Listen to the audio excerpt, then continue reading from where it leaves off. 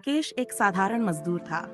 रोज सुबह सूरज उगने से पहले वह काम पर निकलता और देर शाम थका हारा घर लौटता।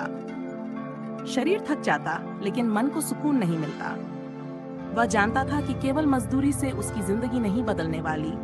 वह कुछ अलग करना चाहता था, कुछ ऐसा जिससे उसकी मेहनत सिर्फ उसके सपनों को पूरा करे, किसी और के नहीं। संघर्ष और नई शुरुआत। राकेश की पत्नी सीता बहुत अच्छा खाना बनाती थी। एक दिन काम से लौटते हुए उसके मन में विचार आया, अगर हम टिफिन सर्विस शुरू करें तो कैसा रहेगा। यह सोचकर उसने सीता से बात की।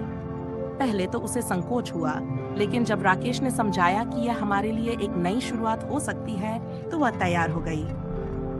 अगले दिन से ही उन्होंने इसकी तैयारी शुरू कर दी। किराने का सामान खरीदा, टिफिन बॉक्स लिए और आसपास के ऑफिसों में जाकर लोगों को अपनी सेवा के बारे में बताया। पहले दिन केवल 2 टिफिन के ऑर्डर मिले, लेकिन राकेश ने इसे भी एक बड़ी सफलता की तरह देखा।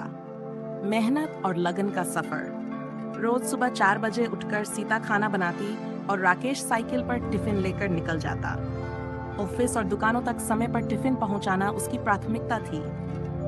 स्वादिष्ट और घर जैसा खाना मिलने के कारण ग्राहकों को उसका टिफिन पसंद आने लगा। धीरे धीरे ग्राहक बढ़ते गए और काम का दायरा भी।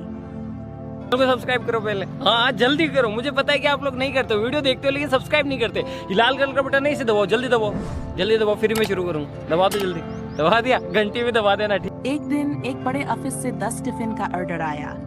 राकेश के लिए ये एक बड़ा मौका था। उसने अपनी पूरी मेहनत और ईमानदारी से काम किया।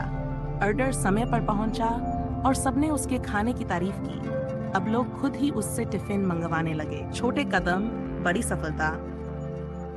कुछ महीनों में उसका टिफिन बिजनेस इतना बढ़ गया कि साइकिल से खाना पहुंचाना मुश्किल होने लगा।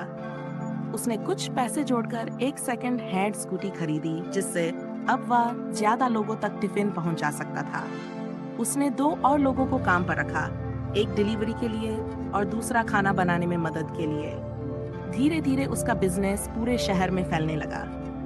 सोशल मीडिया और लोकल अखबारों में उसकी टिफिन सर्विस की चर्चा होने लगी। अब वह सिर्फ एक मजदूर नहीं, बल्कि एक सफल उद्यमी बन चुका था।